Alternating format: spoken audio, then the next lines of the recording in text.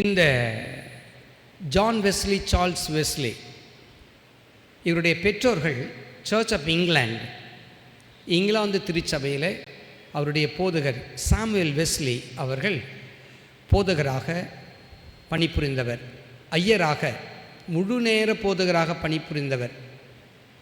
சரிங்களா? அவருடைய பிள்ளைகள் தான் இந்த 2 பிள்ளைகள், ஜான் வெஸ்லி, சார்ல்ஸ் வெஸ்லி. இவருடைய பேக்ரவுண்ட் சர்ச் ஆஃப் இங்கிலாந்து திருச்சபையை சேர்ந்தவர்கள். இங்கிலாந்து திருச்சபையிலே ஊழியக்காரர்களாக பணியாற்றியவர்கள் இவர்கள். ஊழியக்காரர்களாக இவர்கள் என்ன செய்யப்பட்டார்கள்? தேர்ந்தெடுக்கப்பட்டவர்கள்.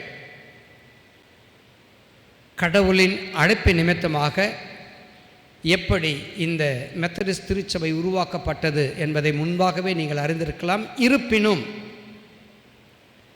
இவரை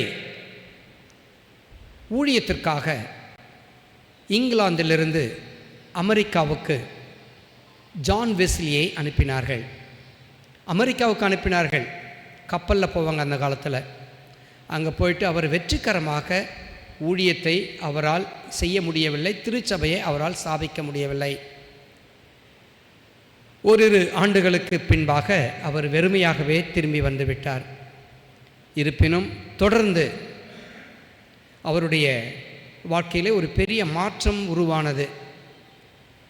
ஒரு குறிப்பிட்ட ஆண்டு மே மாதம் ஆல்டஸ் கேட் என்ற இடத்துல, அந்த கேட்டு வழியாக, அந்த ஸ்ட்ரீட் வழியாக சென்று கொண்டிருக்கும் பொழுது மொராவியன்ஸ் மக்கள் கூடி ஜபித்து கொண்டிருந்தார்கள்.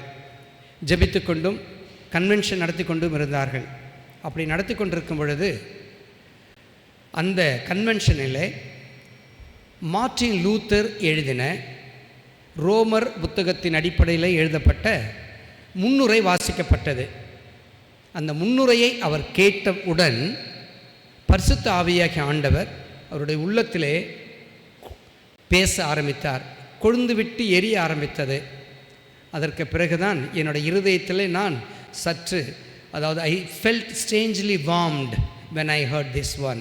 கர்த்தர் என்னுடைய இருதயத்தை மாற்றினார், என்னுடைய வாழ்க்கையிலே ஒரு புது உணர்வை என்னால் காண முடிந்தது என்று சொல்லி தன்னுடைய அனுபவத்தில் எழுதுகிறார். சரி, இவரால் உருவாக்கப்பட்டது தான் இந்த திருச்சபை.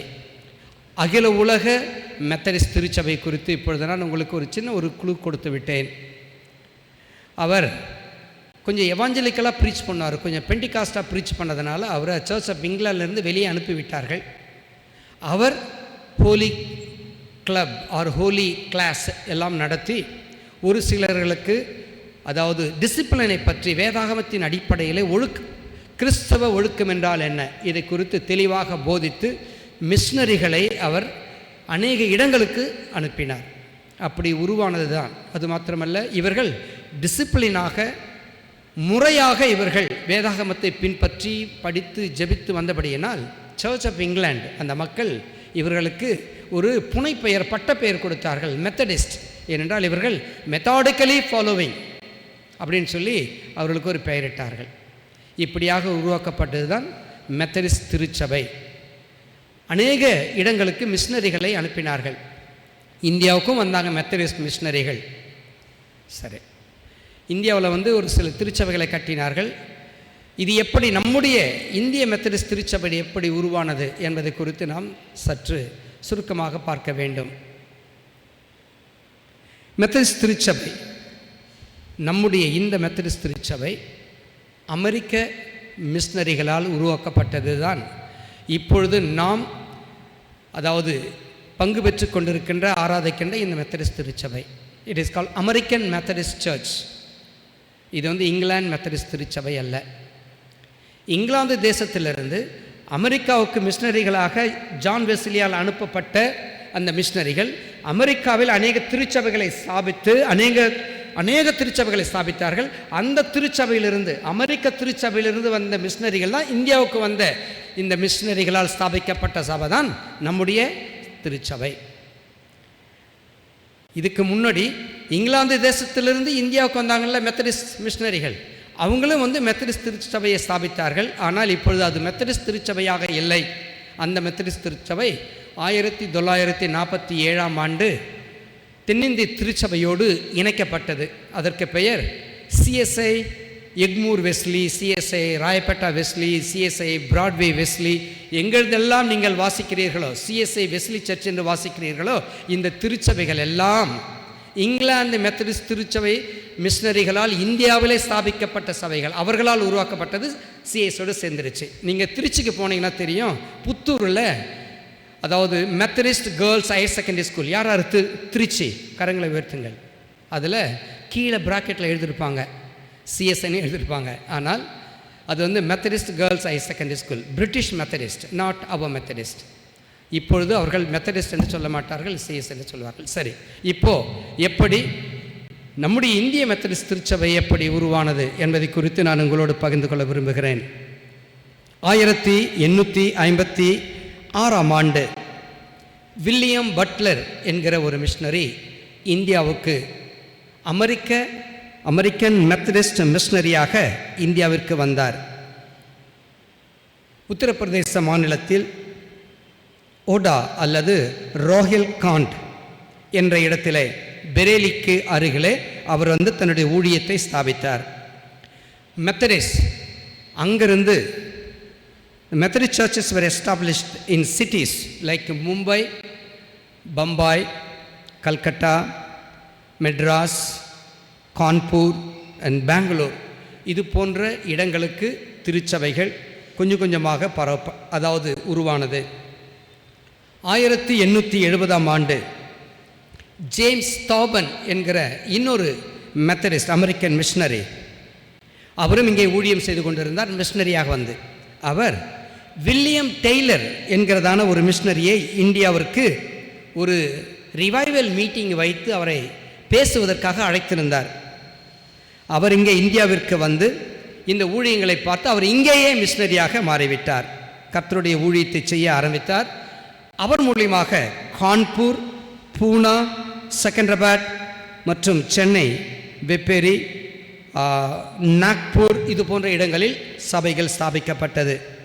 இந்த இயர் 1873 1873ஆம் ஆண்டு திருச்சபைகள் வில்லியம் டெய்லரால் உருவாக்கப்பட்ட திருச்சபைகள். அதற்கு பிறகு என்ன பண்ணாங்கன்னா, நம்ம சர்ச்சில் மெத்தடிஸ்டில் ஒரு சிஸ்டம் உண்டு. அது என்னவென்றால் இப்படியாக சொல்லுவாங்க, Bombay mission, Bangalore mission, Bengal mission. உதாரணமாக நீங்கள் வெள்ளூர் போனீங்கன்னா அமெரிக்கன் ஆர்காடு மிஷன், என்னுடைய சொந்த திருச்சபை, அது சிஎஸ்ஓடு சேர்ந்து விட்டது. ஜான்ஸ் கடர், ஐடாஸ் கடர் அவங்களுடைய மிஷனரிகள் எல்லாம் ஆரம்பிக்கப்பட்டவர்கள். அதுபோல் மதுரை மிஷன்.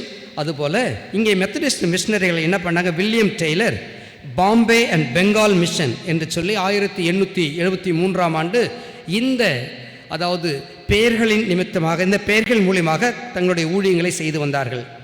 இந்த year 1873 south India conference was organised, உருவாக்கப்பட்டது 1873ஆம் ஆண்டு.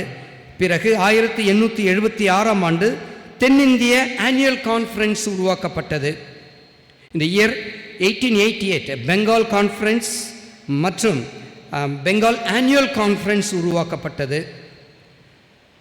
இந்த இயர் 1893 1893ஆம் ஆண்டு Bombay north west India conference உருவாக்கப்பட்டது.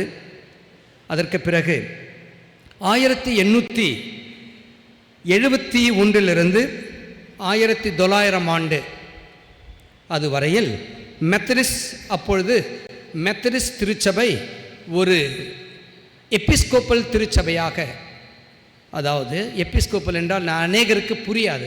எபிஸ்கோப்பல் என்றால் பேராயர், அதாவது மெயின்லைன் சர்ச்சஸ் முறையிலே முறையான ஒரு திருச்சபை என்று டிக்ளேர் பண்ணப்பட்டது, அறிவிக்கப்பட்டது, அல்லது அப்படியாக இது ரெகக்னைஸ் செய்யப்பட்டது.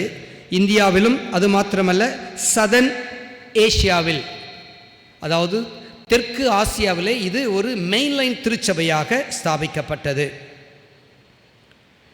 அது மாத்திரமல்ல, 1900 ஆண்டு முதல் இந்த திருச்சபை அதிகமாக வளர ஆரம்பித்தது. 12 மொழிகளை சார்ந்த திருச்சபைகள் உருவாக்கப்பட்டு இந்தியா முழுவதும் மாத்திரமல்ல, மணிலா பிலிப்பைன்ஸில் இருந்து பாகிஸ்தான் வரையில் பாகிஸ்தானிலிருந்து சென்னை, அதாவது மெட்ராஸ் வரையில் இந்த மெத்தடிஸ்ட் அமெரிக்க மிஷனரிகளால் உருவாக்கப்பட்ட சபைகள் ஸ்தாபிக்கப்பட்டது. அப்பொழுது மெம்பர்ஸ் எவ்வளோ தெரியுங்களா? 1835 அங்கத்தினர்களால் உருவாக்கப்பட்ட இந்த திருச்சபை இத்தனை ஆண்டுகளாக 1,11,654 அங்கத்தினர்களாக உருவாக்கப்பட்டது. From 1,835 members to 1,11,654 members.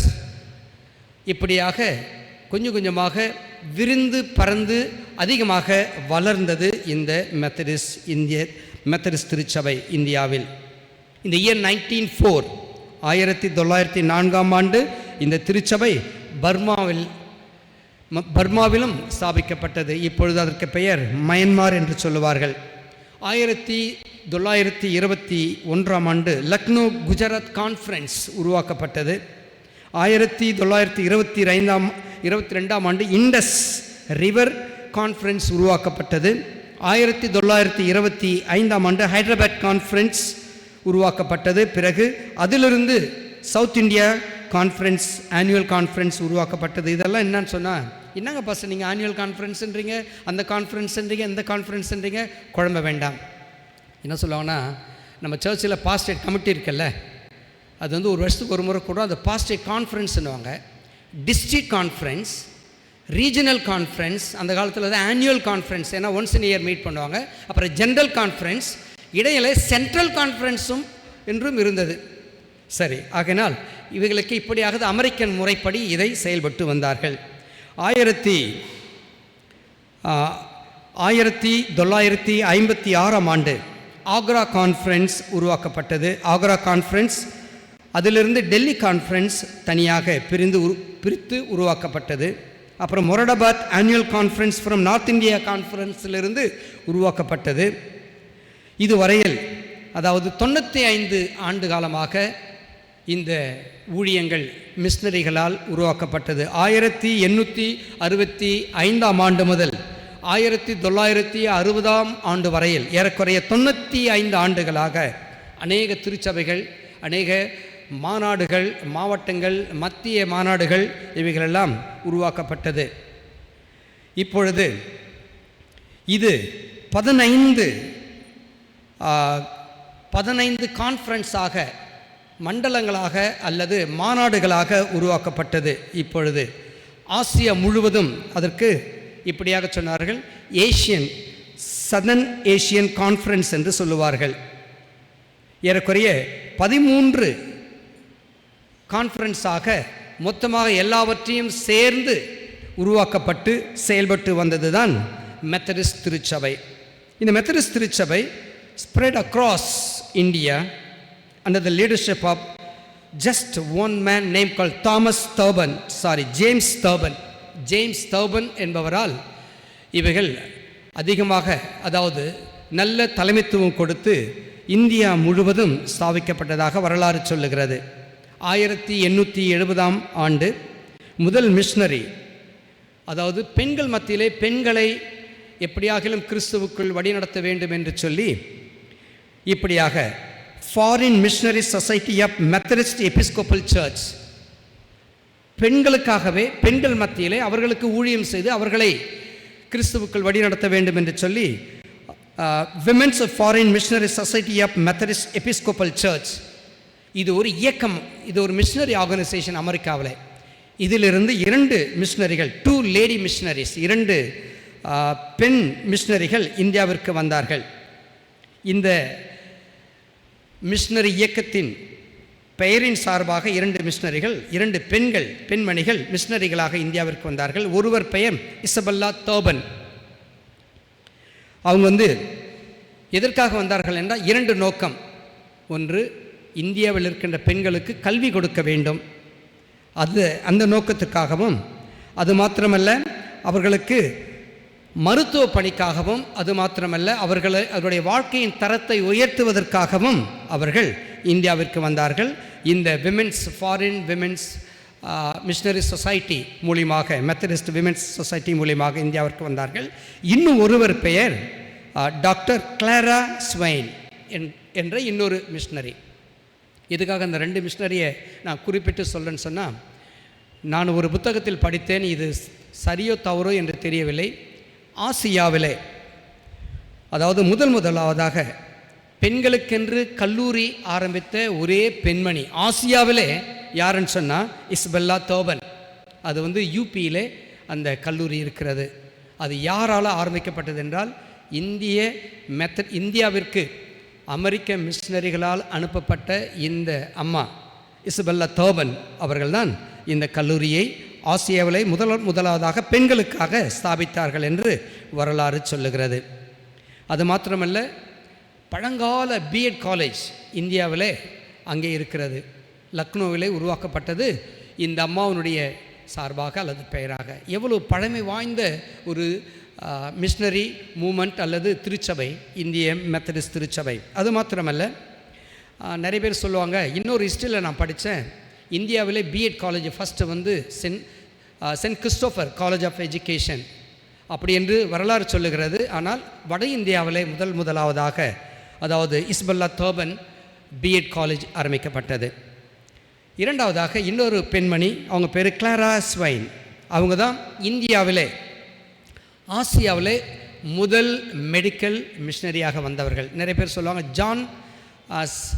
John Scudder என்று சொல்லுவார்கள். அவர் முதலாவதாக ஸ்ரீலங்கா போயிட்டு பிறகுதான் இந்தியா வந்தார்.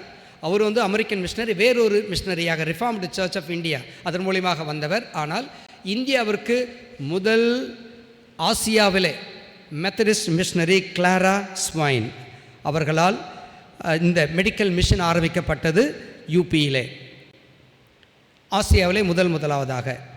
இந்த இயர் 1920 1920ஆம் ஆண்டு Methodist missionary society was formed to supervise a missions work.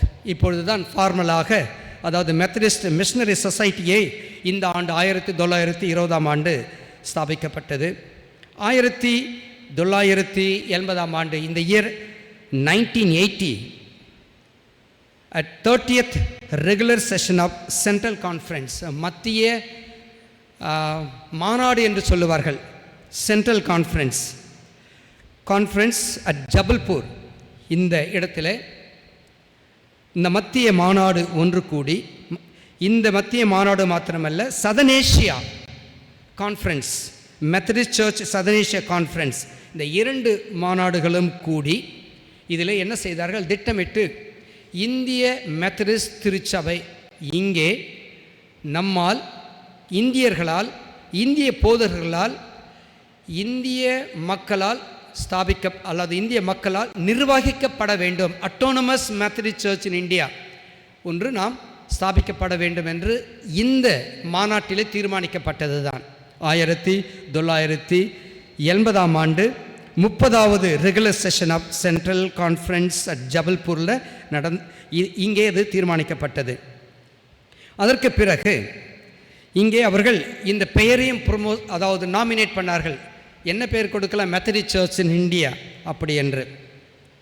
அதற்கு பிறகு இந்த adjourned session of 30th regular session of central conference held at Chennai, Madras என்று சொல்லுவார்கள். இந்த ஜபல்பூரிலே 1980ஆம் ஆண்டு முடிந்த அந்த சென்ட்ரல் கான்ஃபரன்ஸ் முடிந்த பிறகு 1981ஆம் ஆண்டு மெட்ராஸில், பழைய பெயர் மெட்ராஸில் விமென்ஸ் கிறிஸ்டியன் காலேஜ் அங்கே கூடி என்ன செய்தார்கள், இந்த மெத்தடிஸ்ட் சர்ச் இன் இந்தியா இதை Southern Asia Methodist church in Southern Asia கான்ஃபரன்ஸும், மெத்தடிஸ்ட் சென்ட்ரல் சர்ச் கான்ஃபரன்ஸும், united Methodist church of USA எல்லாரும் அவர்களுடைய ஒத்துழைப்போடு அனுமதியோடு 1981ஆம் ஆண்டு சென்னை விமென்ஸ் கிறிஸ்டியன் கல்லூரியிலே இதை முழுமையாக அங்கீகரித்தார்கள். இன்று முதல், அதாவது இந்த ஜனவரி மாதம் 1981ஆம் ஆண்டு ஜனவரி 7ஆம் தேதி முதல் நாம் இதை இந்திய மெத்தடிஸ்ட் திருச்சபையாக இந்தியர்களால் இந்திய பேராயர்களால் இந்திய மக்களால் நிர்வகிக்கப்பட்டு வழிநடத்தப்பட வேண்டும் இந்த திருச்சபை. ஆகையினால் இந்த பெயரிடப்பட்டது. இந்த ஆண்டு 1981. இது எங்கே ப்ரொப்போசல் கொண்டு வந்தாங்கன்னு சொன்னால் women's Christian college. I think இங்கே நிறைய படித்தவங்களாம் இருக்காங்க. இந்த அம்மா அங்கே படித்தவங்க தான், அந்த கல்லூரியில் படித்தவர்கள். Very famous college, very old college. இதை 1981 இந்த பெயர் பெற்றவுடன் வெப்பேரியிலே அமைந்துள்ள இம்மானுவேல் மெத்தடிஸ்ட் திருச்சபையில் இதே தேதியில் ஜனவரி மாதம் 7ஆம் தேதி அன்று இதற்காகவே இந்திய மெத்தடிஸ்ட் திருச்சபை என்று பெயரிட்டு ஜெனரல் கான்ஃபரன்ஸ் நடத்தப்பட வேண்டும் என்று இதற்காக ஒரு சிறப்பு ஆராதனை நடைபெற்று பெயர் கொடுத்து செயல்பட துவங்கியது தான் இந்திய மெத்தடிஸ்ட் திருச்சபை. 1981ஆம் ஆண்டு ஜனவரி மாதம் 7ஆம் தேதி இது உருவாக்கப்பட்டது தான் இந்திய மெத்தடிஸ்ட் திருச்சபை. சொல்லப்போனால் இந்திய மெத்தடிஸ்ட் திருச்சபையின் ஜெனரல் கான்ஃபரன்ஸ் மெட்ராஸில் தான் நடைபெற்றது 1981ஆம் ஆண்டு. அதில் நடைபெற்ற பிறகு 4 பேராயர்களை அவர்கள் நியமித்தார்கள். அந்த 4 பேராயருடைய பெயர்களையும் நியமித்தவர் பிஷப் ஜேம்ஸ் எம் ஆல்ட். அவர் தான் யுனைடெட் மெத்தடிஸ்ட் திருச்சபையின் சார்பாக இந்த 4 பேராயர்களை அதாவது நாமினேட் செய்தவர். அதாவது கான்ஃபரன்ஸின் சார்பாக இந்த 4 பேரும், ஒருவர் ஜேஆர் லான்ஸ் பேராயர், 2வது பேராயர் இஏ மெச்சல், 3வது பேராயர் எலியா பீட்டர், நான் அவரை சந்தித்திருக்கிறேன், 4வது பெயர் எஸ்கே பர்மார். இந்த 4 போதகர்களும் பேராயர்களாக இவர்களை அவர்கள் நியமித்தார்கள் அல்லது செலக்ட் பண்ணப்பட்டார்கள், தேர்ந்தெடுக்கப்பட்டார்கள். அந்த ஜெனரல் கான்ஃபரன்ஸில் இன்னும் எல்லா திருச்சபைகளையும் நிர்வகிக்க வேண்டும் என்று இன்னும் 2 பேராயர்கள் வேண்டும் என்று அவர்கள் எலெக்ஷன் வைத்தார்கள். அதிலே கரியப்பா சாமுவேல், பேராயர் கரியப்பா சாமுவேல், இன்னொரு பேராயர் எலியட் டி கிளைவ். இந்த இருவரும் மொத்தமாக 6 பேராயர்களால் உருவாக்கப்பட்டது தான் இந்த இந்திய மெத்தடிஸ்ட் திருச்சபை. அதற்கு பிறகு எலெக்ஷன் நடைபெற்று மீண்டுமாக இப்பொழுது முறைப்படியாக இந்திய மெத்தடிஸ்ட் திருச்சபை செயல்பட்டு வருகிறது. சரி, இதுக்கு மேலே நான் அதிக நேரம் எடுத்துக்கொள்ளக்கூடாது. நான் சொன்னதுக்கு என்னுடைய நேரத்துக்கு மேலாக நான் எடுத்து விட்டேன். மிக்க நன்றி. சரி, எப்பொழுது உருவானது, யாரால் உருவானது, எல்லாவற்றையும் நாம் பார்த்து விட்டோம். இதான் மெத்தடிஸ்ட் திருச்சபை, இந்திய மெத்தடிஸ்ட் திருச்சபையினுடைய வரலாறு. புரியலைன்னா கேளுங்க, உங்களுடைய போதகமார்கள் உங்களுக்கு சொல்லுவார்கள். ஏனென்றால் நாங்கள் இந்த புத்தகத்தில் இந்திய மெத்தடிஸ்ட் திருச்சபையினுடைய டீட்டெயில்ஸ், வரலாறுகள் தெளிவாக குறிப்பிடப்பட்டிருக்கிறது. 7வது பக்கத்திலிருந்து 11வது பக்கம் வரையில் நாம் தெளிவாக வாசிக்கலாம். சரி, இப்பொழுது நாம் முடித்துக்கொள்வோம். மன்னிக்கணும், 22 பக்கம் வரையில் நம்முடைய திருச்சபை வரலாறு குறிப்பிடப்பட்டிருக்கிறது.